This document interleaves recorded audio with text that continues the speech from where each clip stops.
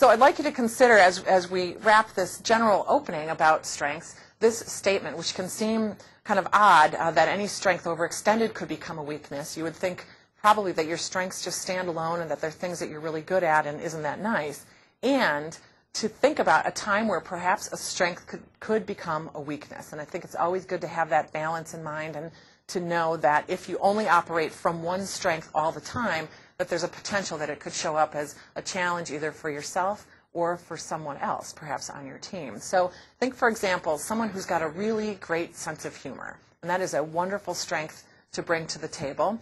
Usually enjoyable to have someone like that on your team. But imagine if that person is only working from that particular strength. It can become distracting. They maybe are only looking for the next place to insert that great one-liner or an opportunity to stand up and tell another funny story.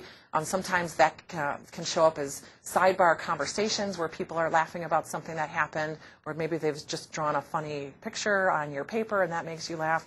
Again, wonderful to have someone on your team who does that, and overextended, that can become a weakness. A similar example, think of someone who's very organized. That's an excellent and beautiful strength to have and to bring to any team.